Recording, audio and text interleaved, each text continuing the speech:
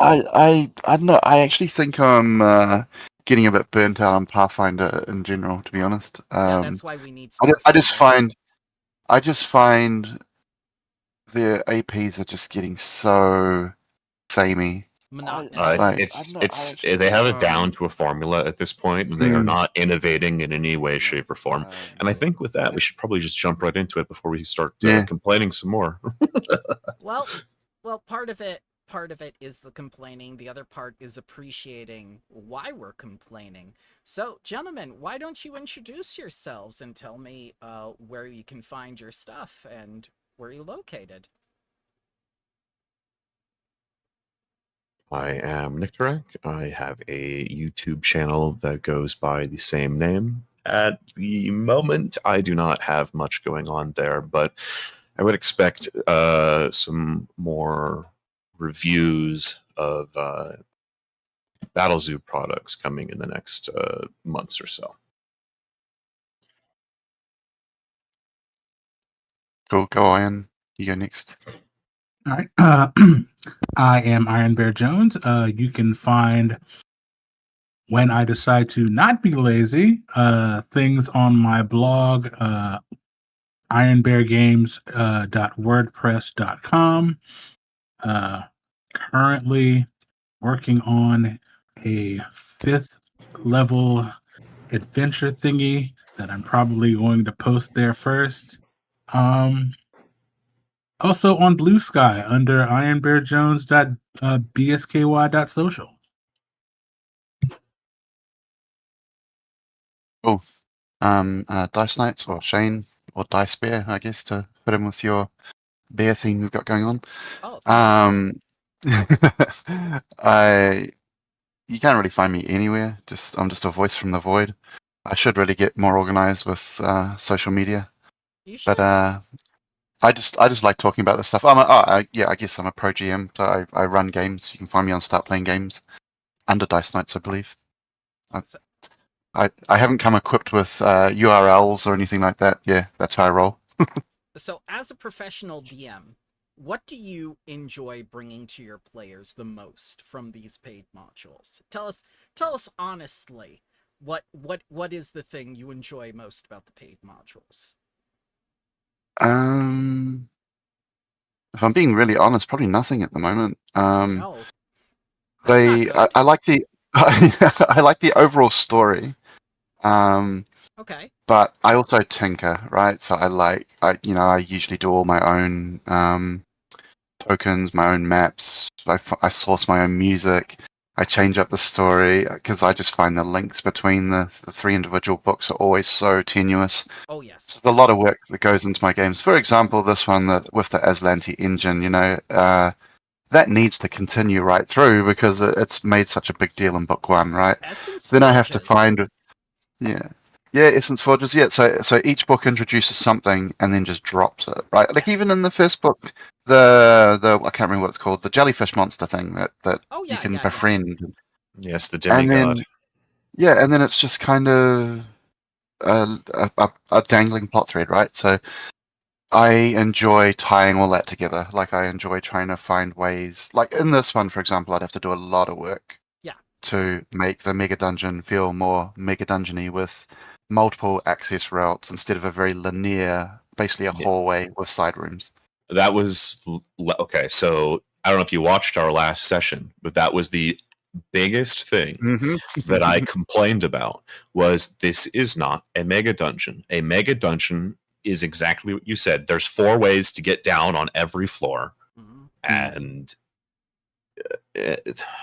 completely. It is just murder hallways. It is, and then some of these chapters, no fucking joke, you could finish in 1 session if you go the right direction down the hallway. Correct. Yeah. And 38 trivial. It's such an evocative idea, though. You've got that kind of back guard. You've got the sort of ancient Aslanti technology, and it just feels so. It just feels so such a missed opportunity. I just feel the execution let it down. It is something when I've got time, I would really like to give this a big overhaul. Yeah, I think it's the same thing that I said about Wardens of Wildwood by the time I got to book 3. The bones of this adventure are good. The set pieces that they are trying to present are interesting. The execution and the way that they went about handling all of it is incredibly poor. I feel one of my biggest ongoing problems with the adventures is their dungeons tend to just be, here's a little tiny room to have a fight in, and there's just nothing evocative about it at all. It's literally just, here's the stat blocks for creatures, fight padding. in this empty box, right? Yes. I do appreciate a couple of times in this one, there's been things in the room, like there's one where there's a control panel on a wall you can be pushed into, which does some damage. Things like that. I wish they would explore more having environmental effects in the room, or interesting terrain to fight on, other effects to make the fights more interesting. So so you're not just relying on the pure combat mechanics of the creatures versus the players. Actually have an environment for them to explore, or have things going on during the fight, like picking locks, for example, is so tedious because you never really do that in combat. And so you're really just rolling, you know, when you have to do it 3 times or 4 times. Why can't they have something like that in a combat, right? That you're trying to, like, something you have to trying to do while you're fighting. Well, hazards exist, and it's not like Paizo doesn't know how to make them. Like, Paizo doesn't do layer actions, right? Because that's D&D. Their solution to this is the hazard. And sometimes the hazard is very good. Sometimes it is really not good. And I don't think that when they are used to their fullest potential, because the way that you're describing them, you want environmental effects, you want room effects. I'm in a room that has saw blades running through the floor, and I like shit like that. And hey, this is like, if you look at G Ebon Tower Floor 2, it is nothing but 2 fights on that floor, and like 19 rooms that are, here's a bedroom, here's a toilet, here's a closet. Like, why couldn't we have done something? Yeah, whether it makes sense or not, I think almost every room needs to be evocative in some way. It needs to be something interesting. It could be you find a letter which gives you more background on what's going on. Like, I find that's also one of I find the sad things about these adventures often is that the GM gets all the fun. You get to know all the backstory, everything that's going on, and the players. Like, even Abomination Vaults was terrible for that. You know, it was so hard to get. Like, as written, a lot of that information just stays with the GM. The players never really find it out. Well, so, you know, creating things like handouts. Yeah, part of that is just that they tell the DM, and there's no way to communicate it through exploratory narrative to the players. And you have no way to tell it organically to them. I mean, if you really, really wanted to, you could say, like, oh, the engine knows about it, but how come the engine didn't know anything till you plugged it into that little pin board or whatever? Or maybe you could find other pin boards and just have it communicated that way. You're missing out on basically the dungeon ecology and its history, and you're just made to go through it like it's a hallway. Just one big hallway. Yeah. And it seems like such a shame because it already says that the what was it, the Ebon Tower, how it's kind of something's leaking through some dimension, energy from the shadow plane. Yeah. So you could or the totally Nether realm, or whatever it's called now, not the shadow plane. You could totally go the route of games like System Shock or even BioShock, where you're seeing these echoes of past history, sort of played out in like almost like shadow puppetry, right? Like almost like ghosts that you're just watching. You're actually seeing history happen. Like, you know, there's so much you could have done with that. So speaking on that, they attempted that at the end of Curtain Call, while you were learning information about the ultimate someone in that game. I will not say for spoiler reasons. And the way that they attempted on doing that was through, if I am not wrong, just a series of skill checks in each room to observe the past. And I don't think that was the right way to do it. Well, Yeah, it should have just been, if you want your players to know it, you should just tell it to them. or be a flashback. Make it like Naruto. It's just like, you have no choice. This is the episode now. How about you, Iron? What do you feel about, what's missing from the paid adventures? So I did think about this a lot. Mm-hmm. It's not just this one. I don't think it's well, it's definitely part of it that it's just bad on a number of levels. But I think their biggest issue is presentation. Ooh. You like how food is brought to the table, and if it looks bad, you don't want to eat it? Tell us.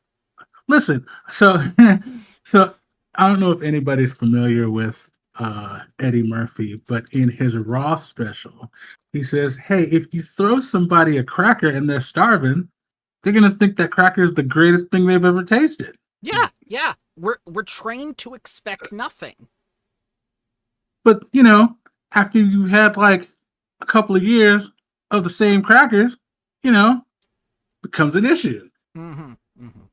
That is also a multi-layered joke, but yes. Oh, you're familiar with the actual joke. Good. Oh, God. When We're you being PG spend today, kid. enough time with them, you notice the problem. Hint, hint.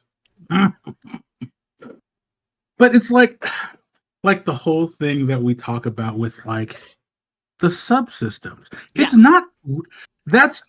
Part of it is like the over reliance on subsystems, but it might not be as bad if they weren't all exactly the same. You mean all victory points all the time? Because, like, you could argue that every part of any TTRPG could be broken down into a subsystem. What I'd However, rather have is a way to engage the players and make them give sincere roleplay. That would count more for me than a subsystem, honestly. Oh, absolutely. Like, for certain APs, a lot of times you don't even need to like roll to award like influence points. Like, if it's role played well enough, Yeah, just I would take it. Yes. Yeah, I honestly think the subsystems has gotten to a filler point where I think Triumph of the Tusk was the second book, I think it is. The infiltration subsystem? It was just too many. It's just way too many. And I don't know, I've been struggling with subsystems because you're either really strict on, okay, you can only use these skills, or you're very open to letting them use other skills, and then it just becomes almost a matter of choose the best skill and try and weasel your way into how you can use it in this particular situation. And it's like, I don't know what I mean. I know what the effect they're trying to catch with it, but I've yet to see. I watch a few actual plays, and I've yet to see anyone do it in a satisfactory way, in my opinion. So Ryan is actually oh, go ahead. I was just going to say, and that's not necessarily through fault of the GM. That's just, I think it's a pretty unimaginative system. It becomes our fault when we rely on it. The other issue is that like key important dialogue for the adventure is like hidden behind the influence subsystem, and should you fail, get fucked, I guess. Like you now don't know key important pieces of the plot.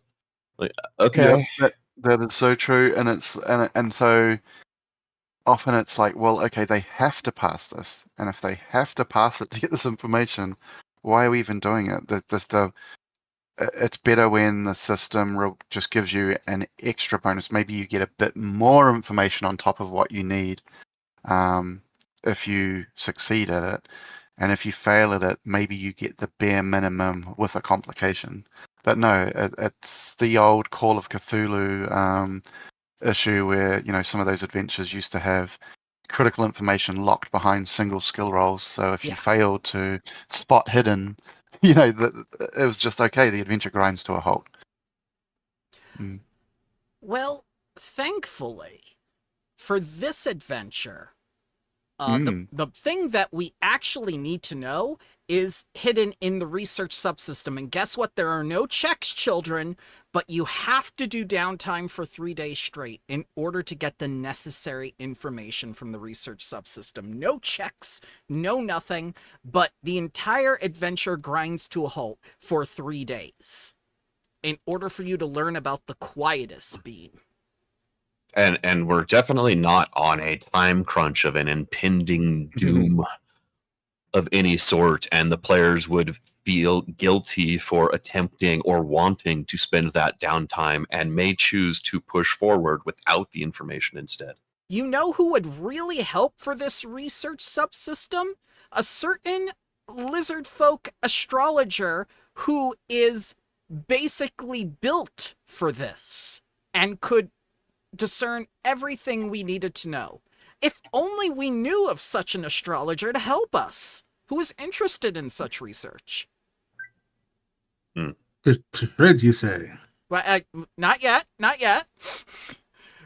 We'll get there, but not yet. So, we've clearly forgotten of who brought us here in the first place, and the fact that they're trying to witness an astrological phenomenon. I'm told that I should play Deborah at some point. I'm not sure why, but someone just said that. Okay, I will take that into consideration. So anyway, astrology. We know there's an astrologer there. And we know that the lighthouse isn't actually a lighthouse. They did the same thing with James Jacobs did a certain thing with the last mega dungeon, which is 7 Dooms of Sandpoint. There was a Hellfire sensor, which the people mistook as a lighthouse, which was actually this big contraption that took planar energies from hell to repel invaders. It's similar to what the Quietus beam does. The Quietus beam takes energy from the dream plane and projects it onto the prisoners when they start like rioting or whatnot, and basically puts them to sleep. It's the Cosby beam. Has there been a mega dungeon that isn't based around a lighthouse yet? Oh, that's a good point. No. So, Crystal Spire, technically a lighthouse. Yeah. Abominationables, lighthouse. You found the common thread. Oh, lighthouse. Oh man, you'd think at this point they'd just be, you know, roaming the land, just smashing all the lighthouses. 7 Dooms of Sandpoint, they thought it was a lighthouse. Crystal Spire is technically not a lighthouse, it's a giant tower. Or Emerald Spire. Yeah. It's a tower. Yeah. But it's like, you know... Hey, wait, was that Pathfinder 2? That was Pathfinder 1. Pathfinder the Mega 1. Dungeon. Okay. That was actually part of a Humble bundle that was really, really good. They had it in that. Okay. So, we have the Cosby beam. It puts prisoners to sleep when they're being rowdy. Nizka and Deg decide that, hey, what if we change it from the dream realm to the netherworld? And they do that, and they point it at the sky. The problem is, every time they do that, it's not actually pointed at the sky. Whatever it touches, like the Pachysauruses and the other dinosaurs on the island and whatnot, makes shadow versions of them, because it's doing what it originally intended. It's taking planar energies and projecting it onto the subjects. There is no way for the Quietus beam to blot out the sun. And your research during those 3 days will tell you that. And any astrologer that looks at it will tell you that, because the planar energies themselves cannot be used to mask the sun in the way that Niska wants it to work. So her plan wouldn't even work, even if they spent more time on it. All she is doing is projecting the Shadow Realm, or excuse me, the Netherworld, as it is called now, in the remaster, onto Enkogal, and that is spreading, which is influencing creatures. She can never block out the sun this way, and the research says that. And once you understand that, you get proficiency checks against this thing. That's the annoying part. You know her plan is flawed. You know they don't know what they're doing, and you know that they can never accomplish what they want to do. The only immediate threat is Talamander's bounty. I don't know, I think it's kind of funny. I can imagine that's such a real world plan where the they're flawed, they're idiots. Yeah, that's just it. Go ahead. I'll admit I did not like that part purely because I felt like it undercut the PCs a little bit, because you go through all this effort and then you get there, you spend all this time, you're like, oh, these people are not very bright, no pun intended. Yep. Don't forget that she is a minimalist. She does. Niska doesn't even. They don't even like the treasure that they're sitting on. They don't like the essence forges. They don't like any of the Aslanti gizmos or whatnot. She just gives them to Deg. It's just like, I don't need material wealth. All I need is love and Shadow Realm. I don't know. I mean, there's still, so it's not as world threatening as it initially made it out to be. But I mean, there's still a reason to put these people down, right? Of course. They're still innocent people at Talandar's bounty, and it's funny that the whole kind of premise of to blot out the sun is just in their imagination, basically. I don't know. So, it's funny. It's funny to me. Niska has this great plan. If I get rid of the sun, then, I'll just be able to go across the sea to see my lover. Ryan says, honestly, seems like a skill issue. I agree. Yeah. The whole lover situation is also so flawed. And the information they tell you in the concluding of the adventure makes me just like, okay, granted, someone on Discord made a comment that like kind of pushes back on this, but the fact that her fucking lover, after she dies, senses the tether is broken and comes rushing down to with an army. Talamander's bounty with an army to come to her, like, her entire plan was to blot out the sun so her and her lover, or they and their lover, could be together again, right? And then he's got the ability to just gather an army and be like, all right, be there in a month or a few weeks. Like, okay, sure. Yeah. Was it ever explained, maybe I missed it, is it ever explained why she couldn't just use all this amazing Aslanti technology I asked that in the second one. To just travel there? Like, to teleport, or, I don't know, create a globe of darkness around herself? Or, yes! It just seems like a very, very, very complicated plan just to reunite with somebody. There are items that do that specifically. She could have even... gone into a spacious pouch because, she doesn't need to breathe or anything. She's a vampire. I mean, at this point, the best person in the entire AP is Wayton Thrust. And he made love to the goddess, Aslanti goddess statue. An animated statue. Yuck. What is the saying? Don't yuck someone's yum, but I don't know, man. He had more of a profound effect on me than the villain did, and he's not even an actual character in the AP. He's a Guards fan fiction. That's a bunch of tied up notes in the Guards break room that he's been working on and off. Jessica Caitlin. Yeah, Jessica Caitlin does a great job with little elements like that. That got me more into the story. I get that stuff sends me down rabbit holes. In Outlaws of Alkenstar, there's a throwaway line, some treasure that's some drawings that's of a comic that's about a magical kobold that fights crime.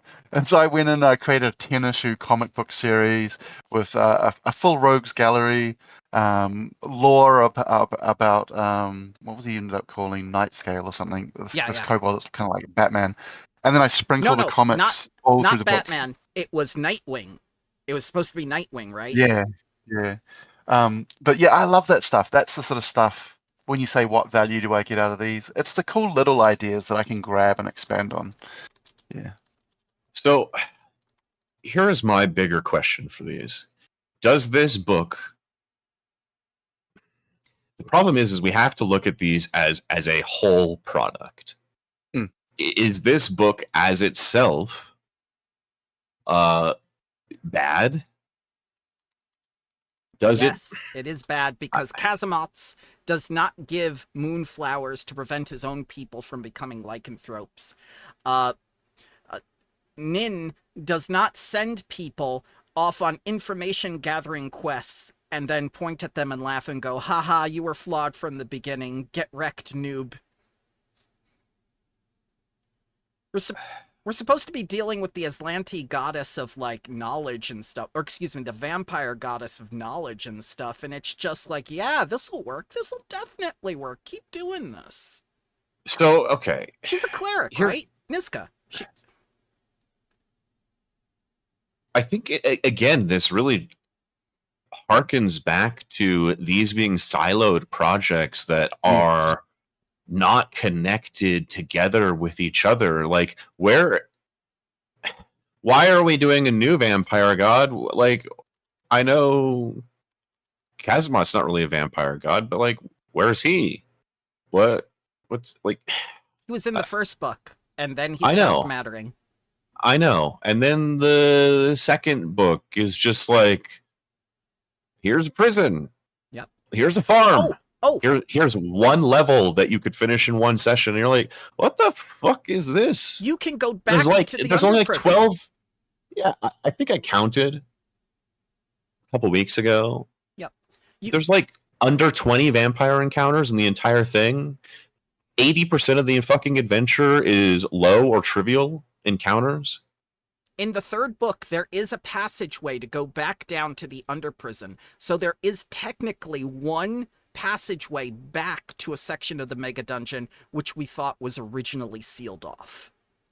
Right, because they don't want you to spend a week of travel time getting back all the way out of this thing if you need to go back to Talmander's Bounty for whatever reason. No, back to the underprison. Yeah, which would still be a quicker way to get out. Yeah. But you know, the other problem is like in the, I don't know, second room or something of this adventure, after you start the adventure in Talmander's Bounty, then you go back to Inkogal. In Inkogal, at the beginning, you find the miniaturization device. Yes. Or miniaturization module, I'm sorry. Yeah. Then you need to travel all the way back to Talmander's Bounty, install the miniaturization module to make it small so that you can use it in here. It would have been better to have a base camp so that the Aslanti Forge would have been waiting for you right here on the island. Definitely what I would do. I had already decided that in book one that I was going to get rid of all of the travel back and forth, and just have a base camp set up on the island itself. It just seemed like needless travel to me. Right, because it's an 18-hour boat ride from Inkogal and Talmander's Bounty, and you're like, what do you mean I need to travel 2 days out of the dungeon? And then walk my ass all the way, because you're in the middle of you're in the middle of that island. Then you have to walk all the way to shore, adding more time. Sail 18 hours. Go get the Aslanti engine. Install the modularization device, which takes 1 day of downtime to install, or the miniaturization device. Then you grab it because it turns into one bulk, and then you sail your happy ass back 18 hours. You walk half the day back to the cave, and then you walk 2 days back in. We've just wasted 8 days. Yep. Plus you have to do 3 more days for that research, mandatory. Because you could actually do some cool stuff with that too, right? With a kind of this kind of base camp almost boomtown. You know, it was like almost a gold rush feel. That wow, Yeah, you yeah. found like new Aslanti technology, a new sort of cache of it. And then it starts Yes. attracting all these people. You've got, a war brewing in the world. They're both looking for angles to sort of one Right. up one another. You might have You can have spies from Cheliax people Cheliax. there. Yeah. It could have been. You could have done a whole thing with that to add some more sort of intrigue, rather than just combat, right? Well, it's also implied in book 1 that you are literally agents of Andoran. You are here as because that's where your sponsor is getting all of her money, and you work for her. And I would imagine her sponsors are looking for research and things that will help them do what they need to do, Hellfire quote Crisis. unquote. Yes, right, exactly. So you're completely right. Where was any of that? Because if they're trying to set up all these meta events in the world, right, and they're willing to put this into other adventures, like what if Spore War for Tarbathon? an entire book. Yeah, you're willing to waste an entire book on a villain who does not matter to the grand scheme of your entire adventure because we're trying to set seeds. Well, if you're willing to do that, set some more seeds. Show us. I think. Yeah, I mean, I don't want to just shit all over their products, but You're not. No. You're not. me- We talked for about me- this last time. You're not being negative. You're actually doing a critical review because not only have you read it, you plan to run it. And we did the same thing with Wardens of Wildwood. You're not shitting on it. Well, I don't know if I'll be running this one. It was honestly, I was so excited for this adventure path. It sounded incredible. I don't know. I've always liked Disney's Atlantis and the imagery of all of the sort of Aslantean technology. Oh yeah, yeah. So I was thinking of stuff like that, and then you've got the kind of the whole. They really played up the Bat God, and that was actually more interesting to me than just moving into just kind of vampire god type stuff. I totally got the wrong idea of what this was about when I was. Oh yes. When they started sort of drip That's feeding why the I ideas to it. posted that thing from Discord. If you take a look at it, they said like, I'm so excited about a vampires and undead campaign. I bought all 3 books, and I'm just like, honey. Oof. Yeah, I don't know how powerful the Bat God is, but how much cooler would it be if that was what was imprisoned in this this prison, right? Was the Bat God himself, and they had broken their shackles just enough that they could start influencing the outside world. Yeah, and break so them free. Yeah, and that was the whole thing. You're trying to stop this Bat God, from escaping this. But that would be cool. And I think that goes back to book 1 Mm. and them just dropping the thread with Romy. Rami was the hottest character in the entire AP next to Wine and Thrust. Like, I think I had decided then that Romy was going to be the main villain, and I would much rather run that adventure. Yeah. I think going forward, I'd really like to try and run these before I talk about them. I don't know if that's even possible, but I think this one I could probably, if I really lit a fire under my players, a lot of these chapters you could get through so quickly. Oh yes, 100%. Hectorax said that is 6 sessions per book. Yeah, I genuinely think you could get this done very fast compared to your average adventure. And Adam Spiegel. Go ahead. Oh, no, I was just gonna, I feel like not having run it, I feel like I'm not giving it a fair shake. Like I look at it objectively, and I don't think I would enjoy it as written. I don't think my players would care though. Like I think my players, for the most part, they just enjoy killing stuff. So I wonder if it's just more me that needs there to be more. So we have had this exact discussion many times. Yes. And there is nothing wrong with wanting to get adequate value for the product that you are buying. Mm. And should there not be what is expected presented, it creates a friction, because I have the issue where I believe, man, I'm being overcritical. I feel like I'm being an asshole for the things that I'm saying. You were promised something, and you paid $30 for something you didn't even get. You got rug pulled. It feels every time we're getting rug pulled on what they're saying we're getting.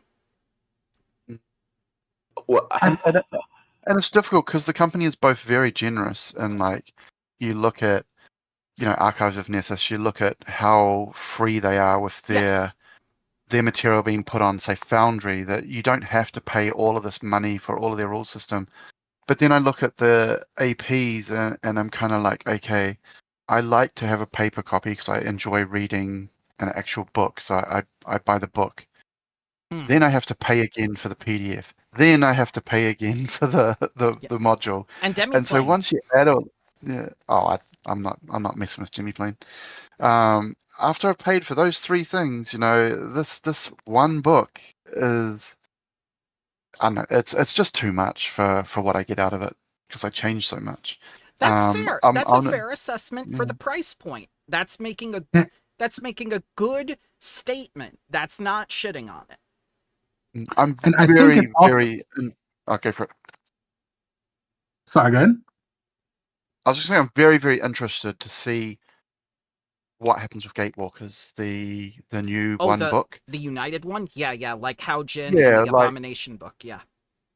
Yeah, well, I want to see, are they making any effort to tie these three separate books more together, or is it simply... They changed the Frozen North a lot. They did make a lot of changes. Especially after Troy's playthrough, because they saw how badly the Frozen North went with the group. Yeah, but not just that, just tying the books together. Although I didn't feel that one is as bad of dropping, introducing some really cool thing and then just dropping it in the second book. But this one, I think, was particularly bad for that. Like, it kept introducing something cool and then dropping it. Like, okay, I was surprised there was actually a callback to the Aslanti engine at all in this with the miniaturization thing. Which, wow, that's sort of progress. But just almost every AP it has that where, it would have helped more to have it in book one. That way you had the engine with you all the time. Yeah, I was already planning on making it smaller anyway, and at least getting it moved to the base camp. Or giving it legs. Yeah, give it legs, that's funny. What were you going to say, Iron? Trying to remember what I was going to say. I think for me at least, I think one of the things that often gets missed with these APs is that the GM is a part of this table too for entertainment purposes. And when there is no NPCs to interact with and nearly no lore to learn, it creates a very flat experience for the players because they're stuck interacting with themselves, which is not always a bad thing, but that's when I get to you're not always capable of, being a part of the narrative when it's just like, here is bad guy room A. Here is bad guy room B. You learn nothing. I read you 2 sentences of box text. Kill monster. Move on.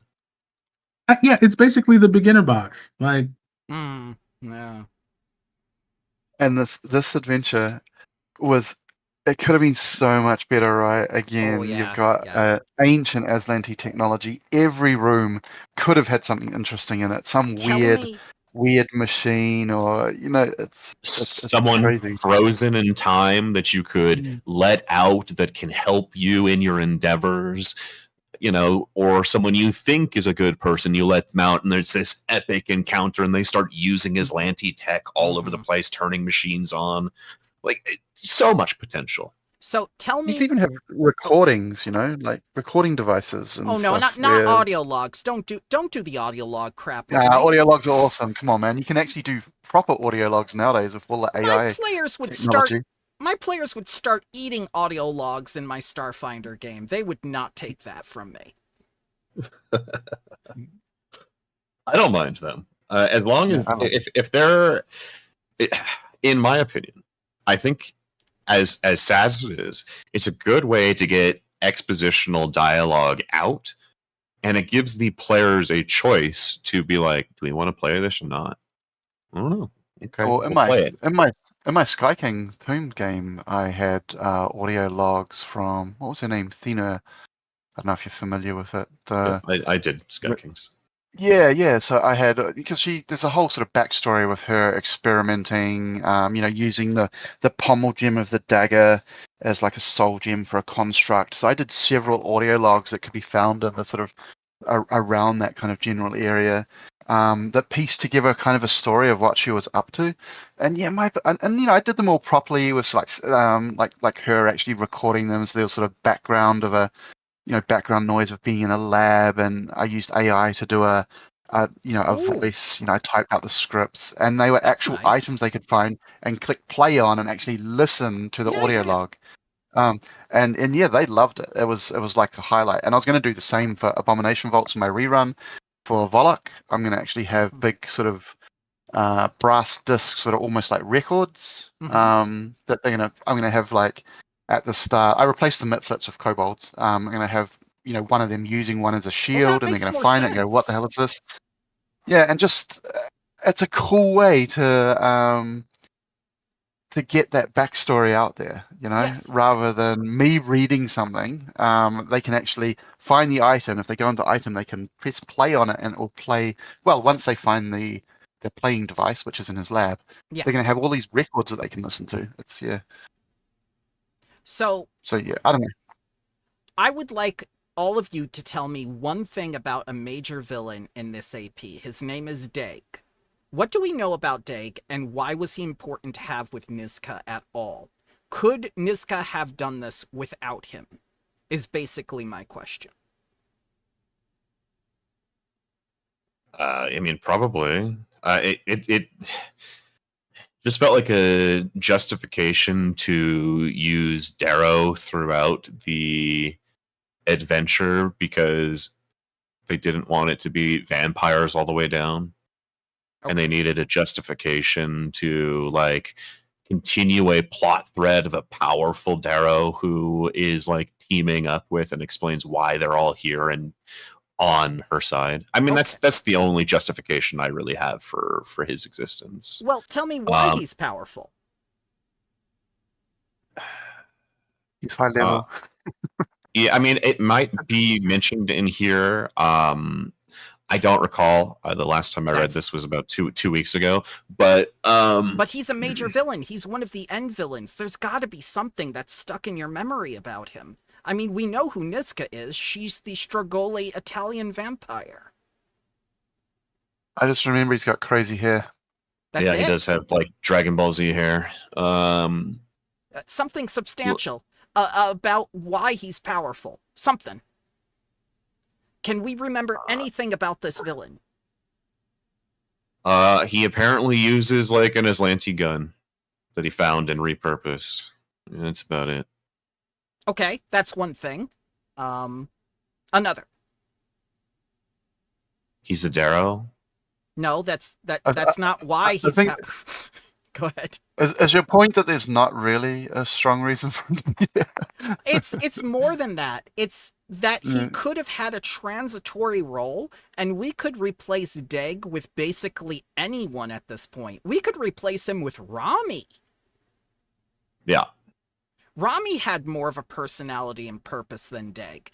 Dag, it just felt like, oh, well, the Darrow are here because Dag told them to be here, because Niska did a deal with Dag for Aslanti tech.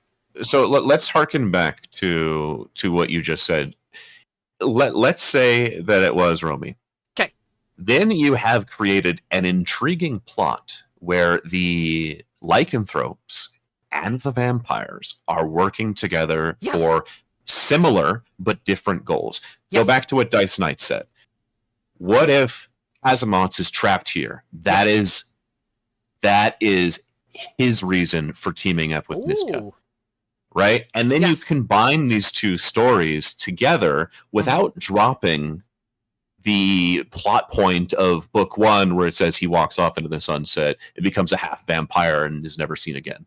Right? Like he is an interesting enough character that had we chosen to continue on and like said, wow, I am half vampire. I've gained new powers. This is so interesting. I will join Niska on this venture and we'll see how much more power we can gain. Yes. And bask in Kazimoth's glory. Yeah.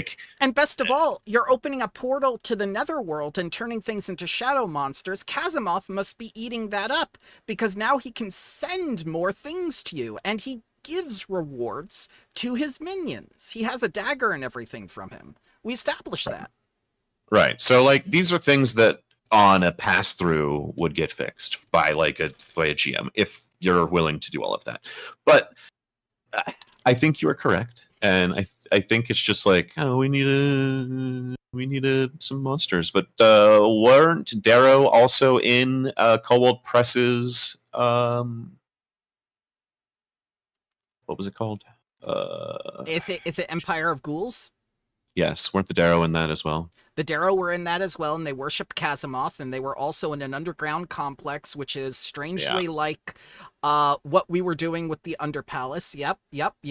Yeah, so it's like, are we trying to like hint, hint, nudge, nudge? We're borrowing from another property, and it's like creative homage. If that's what they're trying to do, I don't think it was effective. They could have had more interesting set of people with more entwined motivations to the story beyond I made a deal, therefore I'm here. It was exceptionally disappointing for me because not only was Dag not that important, but he didn't contribute as much as Niska felt that they were contributing when they don't even know how the Cosby beam works. Well, and there's a cute little line here that says, most of the Darrow stationed here dislike life under Niska's rule. Yeah. There is an unfortunate lack of test subjects and independence, and they consider Deg a traitor. But despite their dissatisfaction, they remain loyal to Niska out of fear. The fucking Darrow don't even want to be here, and they don't even like Deg. Yeah, one of Deg's major rivals is here too. She's exceptionally nasty. She made the corpse, Zovi. The corpse clockwork guys, and yep. And that would have been interesting, wouldn't it, if we did a rebellion against Deg and organized everyone against Niska. But remember... Unions, you say? Yeah, but remember, we have 100 people with us from the transport that we took to this maintenance tunnel, which is mandatory. So now all 100 people are there, when the people that we rescued are going to become test subjects. Well, the end of book 2 didn't even explain how you get the 100 people that you rescued out. So, yes. Yeah. Yeah. Which is weird, because how do you rescue them to get the max reward? I will say, I think this does not follow through on the promise of Mega Dungeon. I think what you said is pretty accurate. You said it was a mega structure, right? Something like that? Yes, because it's made of 3 individual structures that are strung together, and no playable areas betwixt them. Yeah, and it definitely does not have the Mega Dungeon feel like other Mega Dungeons have, where even Sandpoint, or 7 Dunes of Sandpoint, has plenty of ways to get down in their dungeon. Multiple access points, some that'll lead you down to a level even further than you want to go, and then there's some scary things in there that you're not ready for. Yeah. Right, so, it's... That's not in here, because they're all trivial. Yeah, it's a shame. I don't think it executes on the vampire aesthetic being a vampire AP. It introduces a really cool lycanthrope subplot and then drops it immediately. So, and then the Aslantes stuff, you're left wanting, which I think is a good thing, so much more. And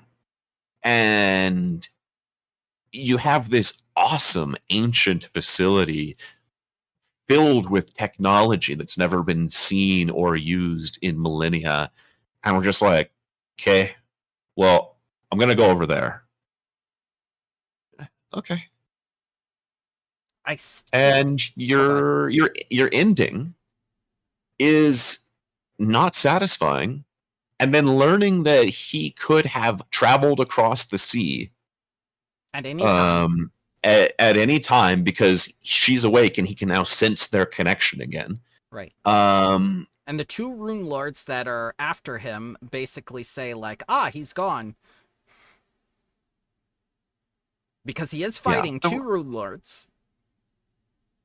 You said that someone on Discord gave a good reason. Yes. Of why? What was their reasoning behind that? Their reasoning was that Niska was not awake recently for more than a couple years, so their psychic connection was dull at best because he couldn't sense them while they were in hypersleep. That was the reason. And that was the best reason. But then once he could sense them, like a couple of years ago when they woke up, you know, if they're that, you know, into each other, why has he sat around for 2 years?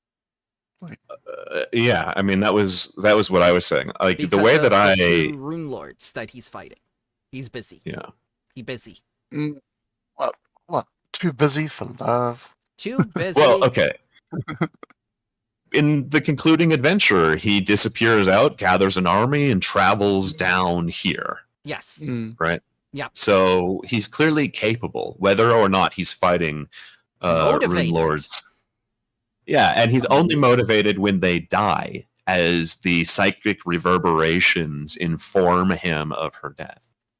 I mean, even without going to that far of gathering an army, I mean, that could have been a cool, another little side thing that'd be going on, that you could have had agents that he has sent to this mega dungeon to try and connect with her and find her, that the PCs could sort of run into, and then, you know, you'd get some backstory from that when you encounter these agents. I don't know.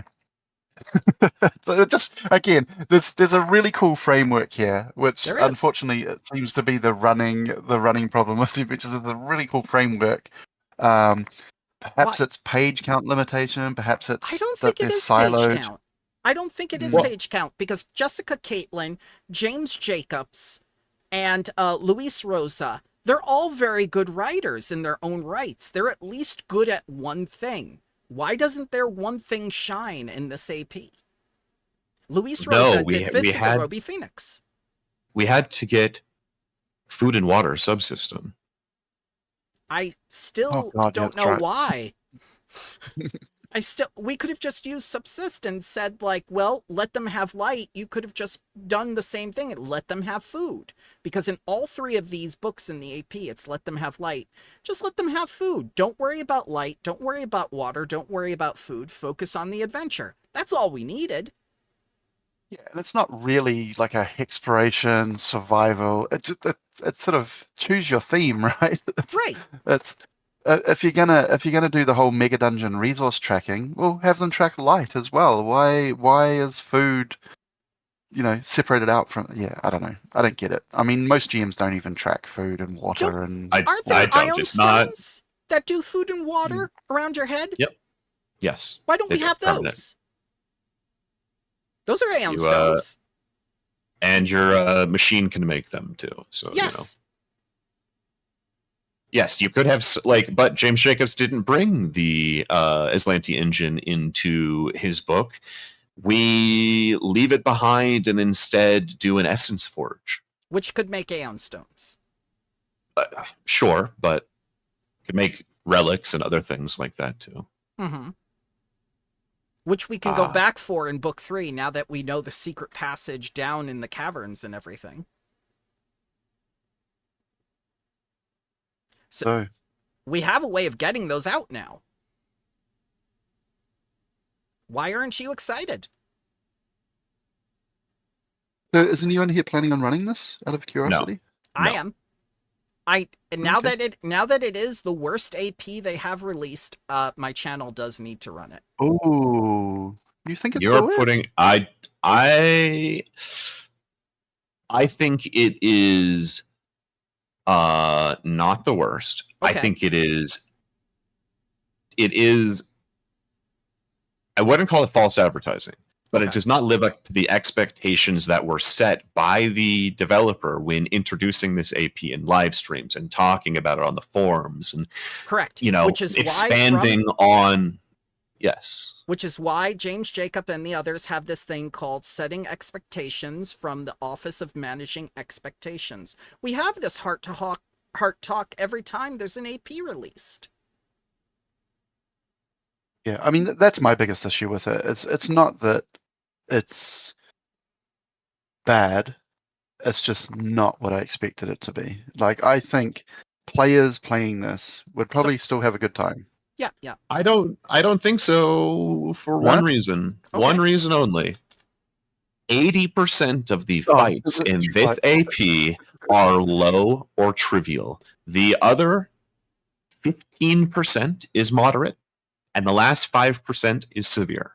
Mm-hmm. I don't know. My players love wrecking shit. I think they would enjoy just killing things, honestly, because most fights in Pathfinder are slogs, right? They are slogs. People yes. So I think players really do enjoy having fights where they can really flex and just wreck stuff. Okay. Maybe not to the extent that it is in this, with so many.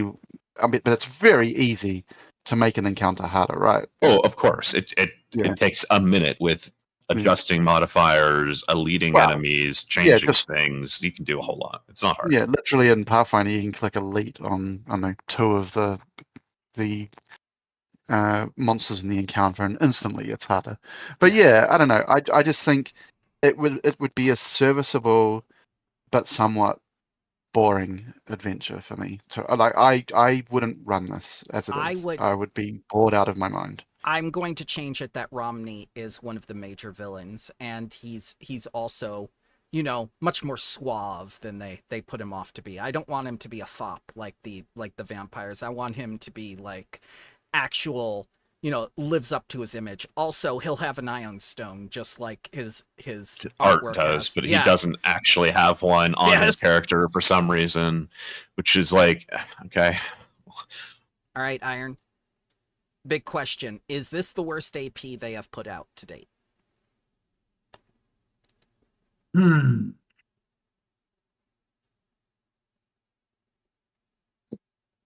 going to say no. Okay. Which is the worst one? Warden's is definitely still the worst. Aw. You got my hopes up last book. You all got my hopes up saying that this was the worst one, but I guess not. Well, okay. This one at least delivered a consistent aesthetic in their quote-unquote dungeon. Okay. Of you moving up the Ebon Tower. And I think that is to a significant benefit to this last portion. This last part of the book, to me, felt the most like a dungeon, whether it be separated rooms or not, with no real way to get up by different levels. The other ones just felt like a series of disconnected rooms that had no bearing on one another, because you're just moving through this long multi-mile underground complex in between each set piece. And that, to me, just felt exactly like Sky King's Tomb did. You're just traveling underground, and here's the next part of this cave system. And then, you found yourself in a place with civilization. But it's not a dungeon. I wouldn't call Sky King's Tomb a dungeon, not in even the slightest. And that's kind of how book 1 and 2 are presented. Book 3 is better than the rest, and it does give a bit more of the backstory of like what is actually going on here and what the intentions of the BBEG are, whether they be flawed or not. Very flawed. Flawed to the point where they cannot function. But, you know, I think this book is the best of the 3. Okay, that's good. That's good. Fortune Dragon was good.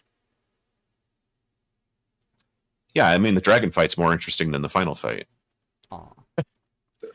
What if we did what you wanted with the final fight and put her on the top of the tower and made it like the Dracula thing where we flip the switch and watch her fry in the sun? Yeah, I mean, there's so many ways that you could make this ending better. Have her and her lover connect together in a final stand against the PCs, standing in determinate love, willing to sacrifice all so they can be together. That would make a much better ending. You mean like a psychic connection over long distances? Love conquers all boundaries? It would make a better story, at least. Show that, I mean, because this is in essence a love story. Yeah. It is a story about a couple separated through time trying to reconnect with each other in any way possible. They could have done so much more to facilitate that plot and those ideas to where it makes her a sympathetic villain at the end instead of just an idiot. Do they? I'm trying to recall. Does that information get drip fed to the players? No. That like, how are they supposed to know that this whole thing is for love? So we don't. We never do. Niska never tells us. We never learn about the Rune Lords after the other guy, Lorenzo. Sweet Lorenzo. We don't know about him until he actually comes to kill us and goes like, Niska, become one with me forever. Eats their soul. And it turns her into a Eidolon. Pokemon. Yes, an Eidolon. He literally turns her soul into an Eidolon, so that they may be together forever. So if you're willing to like do that, have them be together at the end and have this epic conclusion or something. I want to see Lorenz eat Niska live. I think it would have been interesting to actually have it, have more of the backstory become known, that you know that she's doing all these horrible, horrible things for love, like to give. So he's never really going to be a sympathetic villain, right? But to have an actual, like, why are you doing this? Like, Right. what is this all about? And Niska is for a the cleric PCs of never to Nin. really understand. Niska, meow. Yes, very good point, Sebastian. Niska is a cleric of Nin. They don't keep information hidden. They're meant to share information. Niska could be the exposition bitch. Well, that's not how it happens. And they have like you said, Diceknights, they have a habit of doing this where they give the GM all of this lore and information, and there's no proper way to get it to the players. I mean, they could have had like some of their underlings bitching about, I can't believe this is all motivated, just because she wants to, hook up with her ex, and just there's lots of ways it could have been dropped in. It's not really the ex. They just dropped off the relationship because hypersleep, baby. Yeah, well, that's true. But yeah, I can't see myself. I mean, I still like the idea of it. I just can't see myself putting in the work to. There it is again. It's happening That was again. That's why I didn't run Wardens of Wildwood. I canceled it. Go ahead. Well, I was just gonna say that's why I had started running Wardens of Wildwood. We were Bramble, me and Iron were doing all the like GM prep sessions or whatever together. And and I was running it with them. They got through part of book 1. We got to book 3. I saw the fumble that was book 3, realized the amount of work that was going to be necessary to make this a successful, cohesive adventure, and said, you know what? I don't have time for that. Yes, And I exactly. dropped the adventure. And how much My did players you were pay? disappointed. Oh, what, $90? I bought all 3 of them. So every time And I we spent like what, 50 hours making this gorgeously detailed map of the entire Yes, Which Time I Kingdoms. used. I Which I remember the map. used. Yes, I used every But session. that's how I met you. Yeah. Yeah. That's how I met you. I saw the map and was like, wow, this dude seems really dedicated. Sort of, someone sort of a similar mindset to me. And I thought, yeah, I'm going to connect Yeah. with him. So Yeah. for And every then- $90 that we have spent on each of these APs, these three book APs, we've had to do as much work as a developer in order to get them to work cohesively within the narrative. Yes or no? Yeah. No, I mean, completely. Definitely. Some of them But are that- less egregious than others. Mm-hmm. But hey, Myth Speakers is going to be better, right? No. I hope so. I mean, I do. I genuinely hope so. Yeah, me too. I agree. It's the balance is just going to be absolute shit. It's going to be so all over the place in terms of like power creep and yeah. Oh I yeah, don't know. because they're gonna be like, oh, Mythic Fighter, just one shot everything. Mythic Sick. Kineticist. Why can't you hit What's that? anything? What's that? Strikes and spells? Sorry, you don't do that. But You my get elemental nothing from weapon. Mythic. What about No, my sorry. elemental weapon? Not a weapon. Oh.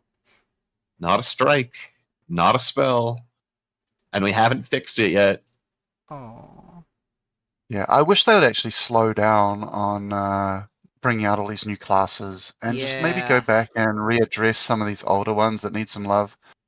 Well, that's what they tried to do with Player Core 1 and 2. They adjusted some of them. I hope they do another pass of like the Psychic and the Thaumaturge. That would be great. Yeah. One of my players actually made that comment the other day about Megas. Yeah. Oh, That Star was Magus? came out in what? Secrets of Magic was the Magus. Yep. Phoebe Yep. said the same thing during our Empires Devoured thing when she did the Magus. Star Magus, all the level 1 slots were just True Strike, which Yeah, became well, I Sure mean, Strike. Thankfully, that got nerfed because it was a problem. Yeah. You reckon we'll get a Player Core 3? I mean, I think I've seen somewhere that said no. No, I But- just think they're going to remaster all their old books because they've remastered Yeah. Guns of Gears, they've remastered Treasure Vault. They're just going to re-release them with Yeah, but minimal re- changes and make oodles of money because people are like, I Oh, must have the new thing. I'm sorry, I don't even buy the books anymore. They're just with the way things are. These books for me are like $120 each. It's Oh, dear just- God. Nah. Well, nah. yeah, I mean, import fees, tariffs, all that Yeah. shit, no good. Yeah. Like, Yeah. I was never buying physical books because, I have visual issues. Yes. Virtual only for me too. I buy physical. Yeah, I love books. Like I love the smell of book. I love the feel of the weight in my hand. Jake the GM talked yeah. about that. You're one of the nostalgia brained people. I don't know. I mean, I just okay. First of all, it looks nice on my shelf. I like that. Yep. But Yep. I also enjoy being able to walk over to my shelf, pick Smell up a the book. flip to a page that I want to start reading, instead of sitting down at my desk, opening up a PDF, control Fing to the place that I want to go. I like the you control know. effing better. Yeah, but it has its uses. I like Yeah, I like the physicals as well.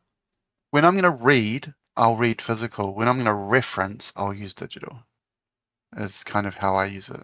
But if I want to, like, if I get, an adventure, right, one of the adventure path books, I'll sit down and I'll read it cover to cover.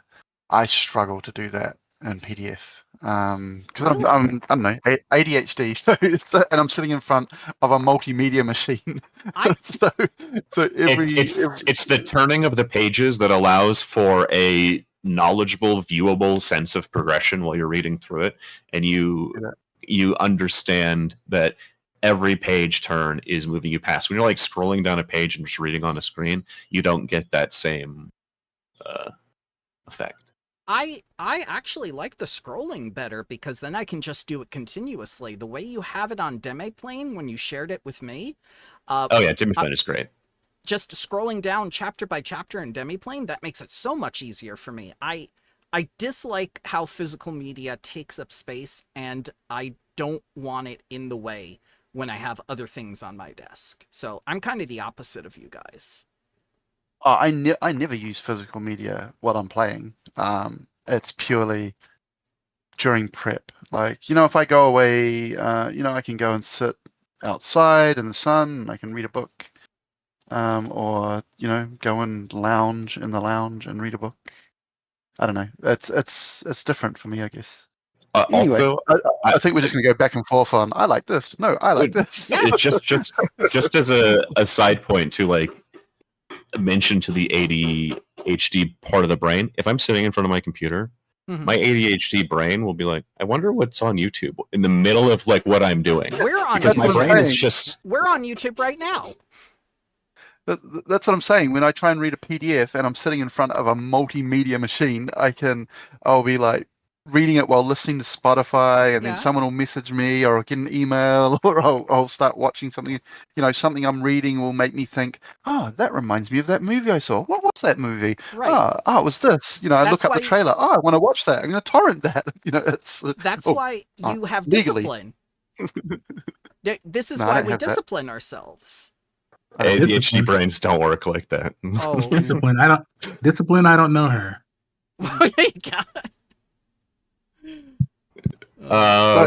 Yeah. Do we have any closing thoughts on this? I'm sure we're kind of getting off topic now. Rami was underutilized and quite literally the best.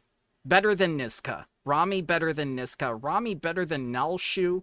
I think he should have had the spotlight. He had the most to gain. He worked himself up from nothing. He was a real go-getter, and I felt like he was underutilized. That he had all the ambition to get to the top, and like Nictarak was saying, once he became a half vampire, there was no place to go but up. He literally could have run this AP.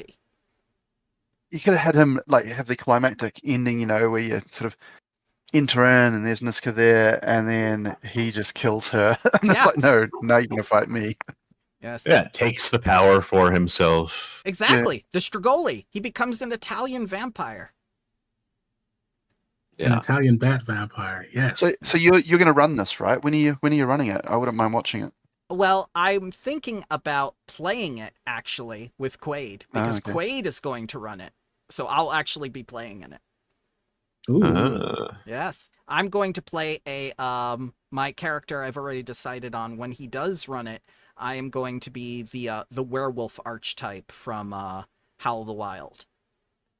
Yeah, I mean, I think that's incredibly thematic. Yeah. Yeah. And I will go after Rami. Turning it into a dating simulator, you say? Yes. Just like Curtain Call. Just like Triumph of the Tusk. Yes. Yeah, I mean, overall opinion of the entire AP, top-down view could have been better in every regard. We could have had more werewolf. We could have had more vampire. We could have had more Aslanti. Yes, werebad. We could have had more megadungeon. What megadungeon? We can't have more of something we don't have. Yeah, I'm disappointed in kind of all of those things. There are ways that we discussed here that are simple. These ideas we came up with on the spot. It did not take any effort to do. And I feel like the idea that we presented here makes a much better story and ending. And that is a shame, because it harkens back to the fact that for me, as a GM, I would only use this as a framework to make a better adventure. And we'd still need more maps. We'd still need more maps. I will actually give you a secret. I have already started on that. I have already written that adventure, and I have used the Aslanti engine and the Forge in proper ways, and am currently writing the adventure to make this better. Obviously, homebrew, but like. The ideas they presented here are very compelling. The items that they introduce are very cool. The execution on how they did this adventure was not successful. Hey, wait, hold up. So you're going to run it? You're going to run a I'm not going to modified run version of it? Oh, hell no. I'm just taking the things that I like out of this adventure from the Aslanti portions of it, and I'm going to put it into a different adventure and make it better. So you're How not about you, adopting, Iron? you're just window shopping. Oh, yeah. I mean, this is a book of ideas for me. This has no value to me as a GM, unfortunately. That's This to me is just a book of ideas. That is very powerful thing to say, and that is the best criticism we can give this. Like, honestly, it does have really good pieces. Mm-hmm. If I ran something like this, there's no reason for me to do anything with Talmandor's bounty. Exactly. Mm-hmm. I agree. Name the lizard folk astrologer. Say her name. No idea. Don't remember. Diceknights? Don't put me on the spot like that. I- No, I can't remember. Iron? Lizard folk remember- astrologer?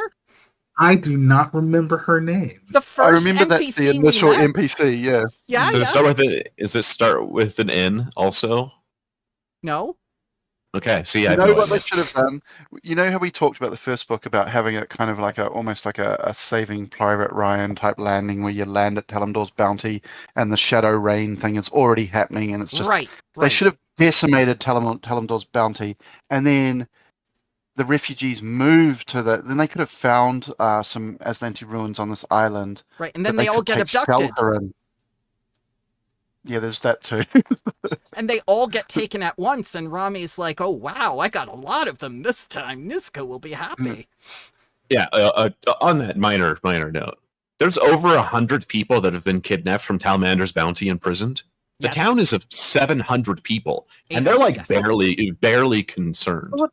I thought they mentioned that it's mainly are they Transients. actual citizens? Transients. It's Yeah. transients. Yeah. So I thought it was kind of people that come in on boats and so they're not really well known and then they disappear. So they just assume, oh, But they it's must also have the left dock again. workers. The people who Yeah, the dock unload workers and load going the missing. boats.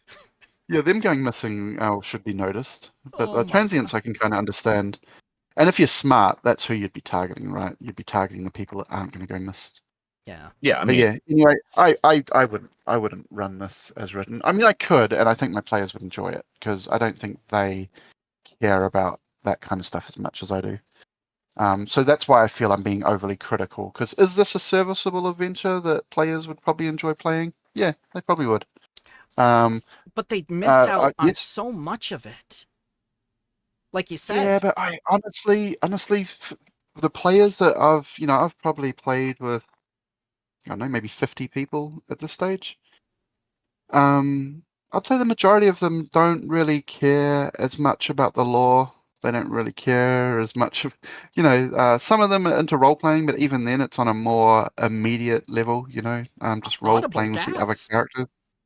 Yeah, I haven't met too many people that are deep into the lore. So maybe that's the audience they're really writing these for. If that's, in my experience, the majority, they just want a night to goof off, roll dice, and have fun. Right. This is a very, very serviceable adventure for that. But for me, I also need to have fun, and for me, the fun is making it a living, breathing, interesting, interconnected. That it all makes sense, and that's where But a you're lot of them fall listing apart for me. that's just the thing. You're listing so many things the adventure is not. That's a lot of things it's missing. Yeah, for me, but for players, I don't think they would care. I honestly think most of the players that I've had come through my games would enjoy this adventure. I, as a and player, would notice.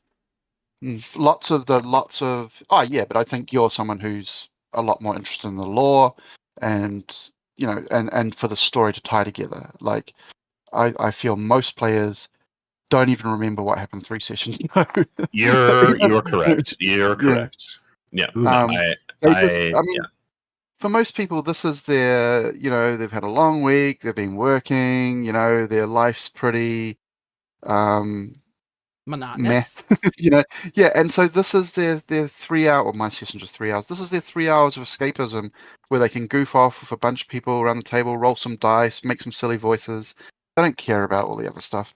So that's why I think yes, the adventure. If you bought this, and you don't care about all that, and you're just going to run it as written, I think your players would enjoy it. I think even the majority of low encounters, low difficulty encounters, I don't even think that would be an issue. I once thought that you'd get bored. You'd get bored if just every fight was easy. No, they don't. They enjoy just absolutely wrecking shit. They love it. They love fights when they just kill things and there's no challenge. I don't know why, but in So my They get experience, to crit and do Yeah. big number. so because Ryan, most Pathfinder fights aren't like that. They're crushing. They're like, oh my gosh, I just got hit and now I'm dying now, or I've been slowed two for the rest of the fight. That's so having a fight where everything's going their way and they're just getting to show off and use all these awesome abilities. Yeah, players love it. so I Ryan, think, and go ahead. I was going to say, I think a lot of APs could actually benefit from having more low encounters so players can flex. Okay. Anyway, Okay. that's my rant. I think it's okay, but it's not okay for me. I think it's a very missed opportunity. It could have been so much more. But Okay. I think players would like it. Two very good points from Nictorak and Diceknights. Ryan has been saying if it was just a simple adventure, it should be a free PDF and not $90. While I don't think it should be free, I do agree with it not being a $90 price point. Iron, what's your take? Trying to think of something that hasn't been said already.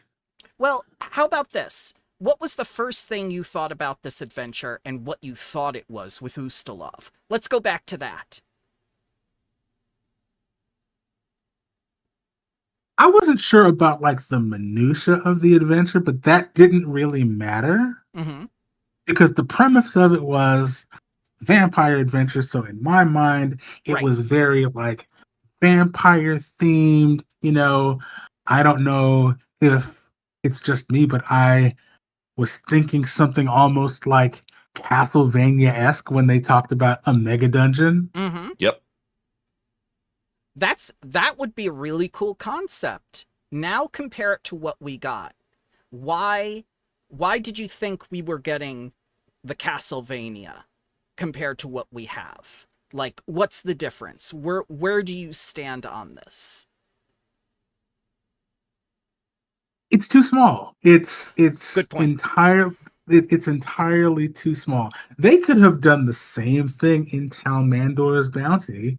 Like, if they've already borrowed plenty from Abomination Vaults, so a buried castle is not outside the realm of possibility for what they could have done with this AP.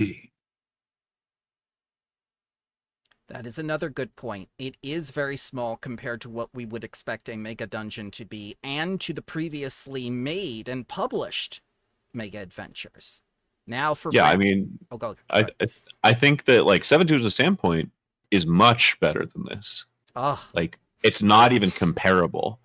And I will I am willing to admit that James Jacobs did a more than decent job with 7 Dooms for Sandpoint than he did with this.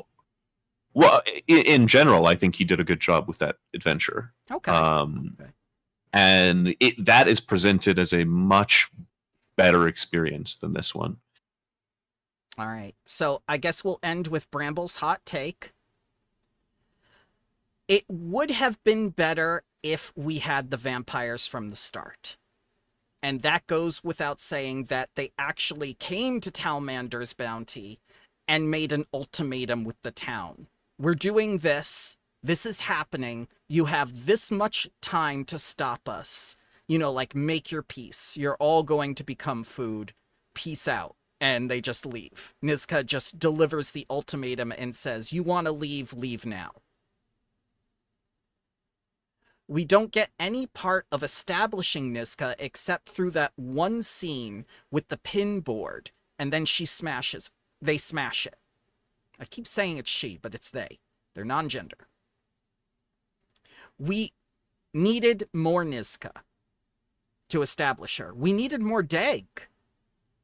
It feels like we got more of Rami than we did both of them.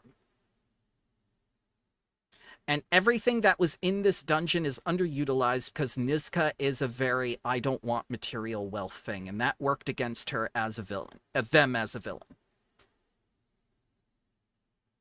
That is my hot take.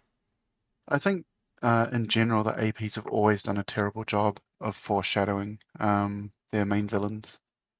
I know Sky Kings was also terrible at that. Well, the main villain in Sky King had basically no bearing on what the actual plot was, and he's just like shows up at the end when you're about to be what you're after the entire time, and the fight is just like, okay. But I remember watching, I think I've mentioned this before, I remember watching a documentary about the making of Wrath of the Lich King for World of Warcraft, and how they made a really concentrated effort to introduce Arthas, the Lich King, very early on. So you'd see him all of the time, like as you're questing, and it worked. It was really good. You knew right from day one who the big bad was, Yes. And it was reinforced constantly. And they could have done a lot more of that in this. Again, you've got this Aslanti technology. Surely you could have like Jedi holocron type things, where you find something better than audio logs. Yeah, where you can actually have her, you maybe kill some guard and they're carrying this device that projects her orders to them, so you get to see. You don't need to know who she is at first, but you need to start foreshadowing. Okay, there's someone behind this pulling the strings. Who's that? And then you start drip feeding this information. Because it just never works very well where you only sort of find out the big bad right at the end because there's just no build up. But yeah, I don't know. I keep hoping that they're gonna change and they're gonna make the books more tightly interlinked, but I think it's just a fool's wish at this stage. I think this is just what they're always going to be and what to expect. I really wish they would just. Yeah, I honestly really wish they would just bring out a hardcover book like Wizards does, right? Or like Indigo Isles, every 3 months, every 6 months if it's would going be to take, good. Yeah, or whatever, if they're going to bring out an AP a month, a book a month, then bring out a hardcover every 3 months. It's just whatever. Yeah, I think they need a little bit longer in the pot. Yeah, too. I think they need the authors to really start. Yes, you might be in charge of book one, but your other two co-authors need to be involved in that, right? And you need to be involved in book two, and you need to be involved in book three. It should be a very much. If you're insisting on having 3 authors, they need to be talking more and making sure these things that are introduced are kept throughout. That's one of the really common complaints you see on all of these APs is like, oh, there was this cool thing, and then they dropped it. Yeah. Why are they not picking up on that it's frustrating and doing something about it? We've mentioned this to James too. Yeah, we have. And then James spat in our faces. I mean, as long as they stick to this walled garden approach to each book in the AP, it's just going to keep happening. Mm-hmm. Well, it's the fact that like we learned from Andrew White and Sen HHS, these books could be written like months apart from each other because someone is getting a siloed job and then they're going to work on a rule book afterwards, and 3 months later someone is writing book 2 and they don't communicate because he's already working on another project. They're doing other shit. Don't forget vote that with James your wallets, Jacob... people. Oh, go ahead. I was saying vote with your wallets, just stop That's buying. what I did. I canceled my subscription. I am no longer an AP subscriber. I'm not getting their physical books. Don't forget that James Jacobs has said so himself that he was working on third-party material as well outside of Piazzo. So he's even been away from the process for months at a time, but still writing. It's a shame. Again, they have really awesome frameworks. Like a lot of these adventures you read the premise and you're like, man, that sounds like so much fun, right? It is because they leave out the details. Yeah, like Extinction Curse, the whole idea of being in a circus and running a circus, that's so cool, and that was dropped, right? Yeah. About halfway Outlaws through. of Alkenstar, the idea of playing Outlaws only to have it bait and switch, and you're not actually going to be Outlaws, you're actually going to be the good guys when you're working for the... Oh, sorry, spoilers. Yeah. There's just so much sort of real bait and switch stuff happening in these adventures, I feel. There is like the rug pulling. Or like Curtain Call, you're going to be running an opera, and then, well, and then you You're shouldn't be running it at barely. all, because that's horrible. You're That's probably babysitting my... for 3 books. You babysit That's a god? probably my... Yeah, when we're talking about what's the worst one, I think Curtain Call's my... and again, another one that I thought, this is such a cool idea in theory, Mm-hmm. because you can run it after any of the other, 1 to 10 adventure paths, and what a cool way to tie it in, that you're making a play about your adventures. And yeah, again, it just, yeah, it is... I think it's the worst one. I mean, my apologies to whoever wrote it. I mean, I don't really care, actually, but... So Ryan would like to say in closing that they made so much interesting stuff in PF1E, and they are struggling to recapture that same feeling again. That's so true. Why don't they just bloody convert all their PF1 modules over to PF2? Jake, the If GM, they did Wrath of the Righteous, they'd make a bunch of money. Crimson Because, Throne. yeah, I remember reading somewhere that like when they redid Kingmaker, they said explicitly that they had no plans to remake anything else from Pathfinder First Edition. And they didn't Oh, even wow. fix those subsystems. We got the same broken subsystems. Kingdom Management came out not great, so yeah. I mean, I do like that they've moved to the 1 to 10. I mean, I'm not a fan of higher level Pathfinder. That's a personal thing. So the smaller 3-book ones work way better for me. I think it'd be cool if they got into the habit of making like a 3-book AP that's kind of self-contained, but with a few kind of dangling plot threads that then they could bring out a second 3-book campaign, a 3-book AP, Yep. that you could follow on directly for it. You know how they usually have at the end of an AP, Yeah. especially the 1 to 10s, how to continue the campaign. Mm-hmm. It would be cool if they were able to actually do a second 3-book AP to continue the campaign, if you so wished. Or do an entire 3-book AP where you're just level 20. An actual AP where you got to be level 20 and enjoy that level of power. Yeah, if you enjoy such things. I hate running high-level Pathfinder. It might be fun to play, but as a GM, I just find it just an absolute chore. Maybe when AI gets good enough that I can just say, okay, run this encounter for me. Yes.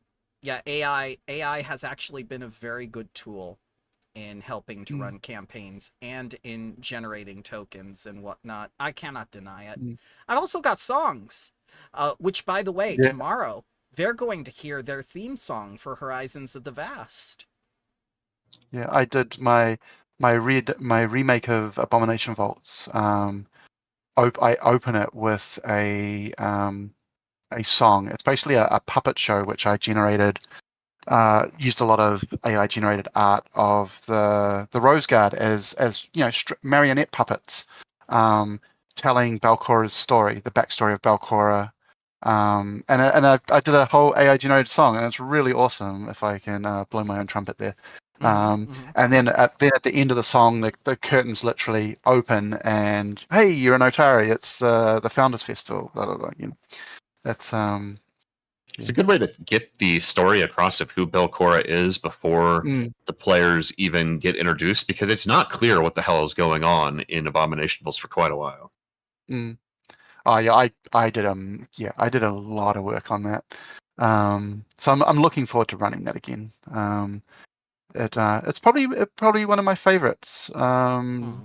I feel that it did get a bit monotonous, a bit of dungeon fatigue, so I've cut out a lot of the fights in little 4x3 rooms or 2x3 rooms, and yeah, I've done a lot of work on it anyway. So many handouts and redesigned rooms, and I've recreated all of the maps myself in Dungeon Draft. Oh wow. With lots of using a lot of like Monk's action tile triggers to like automate things. Oh, the hazards, and yes. yeah, just all sorts of stuff. Can I think of off the top of my head? I don't know. I've just done a lot of work because I've run that 3 times now. Oh wow. And so I'm looking forward to putting up my new version of it and seeing how it goes. Like really tying it more into cosmic horror than what was in the book, because I think it kind of dabbled in that a little bit with Nimbeloth. Yeah. But really going. My main inspiration for my reimagined Abomination Vaults is Dark Souls. So I've made so many items that have little lore snippets in it that give you hints at what happened, in the past. And yeah, it's cool. Sword? Huh? The Moonglow sword? No, I don't have actual items from Dark Souls, Aw. but I do a lot of exposition in the items. Like whenever I do an item, I find a nice picture, I put a visual description of it, and then a lore. There's some lore attached to it, just like Dark Souls items, right? Most of the story of Dark Souls is told through the item descriptions, and so I did a lot of that for for Abomination Vaults. It's my labor of love. But yeah, so are you going to do Myth Speakers? I'm excited for Myth Speakers. I know I'm going to be disappointed, but I'm excited for it. I would highly recommend that you look up a conceptual Broadway musical called Epic, and gear your expectations towards that. Make it more fun and hammy. Mine is Disney's Hercules. Yes. Is my main Yes. inspiration for Myth Speakers. I'm already looking at trying to generate a whole lot of AI music to be like, the chorus, in the Greek plays. How you? Yeah. And yeah. So I wanna do something with that, where at the opening of each session, do a kind of recap setting the stage. Yeah. But so yeah, I'm gonna play around with that. And go real campy with it, right? Yes. I want it to be a fun AP. Yes. Yeah. I like that. I saw someone's I don't have the book yet, but I saw someone on the Discord has it, and they did just a kind of summary of what happens in the first book, and I'm like, oh man, that sounds awesome. I mean, I know it's gonna suck, but it sounds awesome. Yeah. So let's say thank you to Diceknights first of all before we say goodbye. Thank you very much, Diceknights, for making time for us tonight. I'm sorry there wasn't much here. I mean, we did what we could. Yeah. I mean, it is what it is, right? Like I said, I still think it's a serviceable adventure. It's just not for me. I just feel it didn't deliver on what my expectations were. So maybe that's on me. No, every AP that is released gets a message from the Office of Expectations from James Jacob or someone else, and it's beginning to get tiresome. Like if people expect certain things from what you advertise, it's not on us and our expectations, it's on you and what you tell us to expect. Because we only expect after you deliver. I just feel bad. I mean, this is someone's baby, right? There's someone's 3 authors have written this. Back alley. I don't know about. Yeah, I don't think it's dumpster material. Penny it's just and put baby in to dance. Oh goodness. I don't think it's that bad, but it suffers from the same problem that Wardens did of setting expectations, failure to connect stories, and a disappointing ending. Hopefully, if I come in for Myth Speakers, hopefully I'll have some actual in-play experience, because I'm really hoping to, like, I'm already starting to try and put together my Foundry setup for it. Oh, good. So I want to try and hit the ground running with that one. The next one we're going to do is Claws of the Tyrant. Iron is going to head that one. Podfinder has already discussed interest in discussing that. Iron, did you have a date in mind that we could tell him? I did not, but I am open to whatever. So I need you to pick a date in July that is a Friday, and let us know, and we can contact everyone, not just Podfinder, but everyone that wants to discuss Claws of the Tyrant. We do things very openly here once we vet your mic. Yep, that works for me. I can probably let you know after 4th of July weekend. That's fair. Yeah. That's fair. Yeah, I think that'll also give time for us to marinate in the new AP. Give it a little bit. We may do our first one when book 2 is out. Who knows? Mm-hmm. Mm-hmm. Yeah. Gives a little bit more time to build adequate opinions. I might have some actual. Hey, I've played all through book 1 by the time we discuss book 1. That would be cool. Mm-hmm. Yeah. I can even do a show and tell. I can maybe give you some pictures and things to illustrate how I run it. But yeah, we'll see. I don't want to overpromise and underdeliver like this AP. Oh. Well, on that note, I Luis think Loza. we end it here, gentlemen. Luis Loza, this man just took your baby and threw them in a dumpster. I'm sorry. I'm All sorry. right. But not really. I'd like to report a murder. Well, he made cool. Fist of It's been a pleasure. Yeah.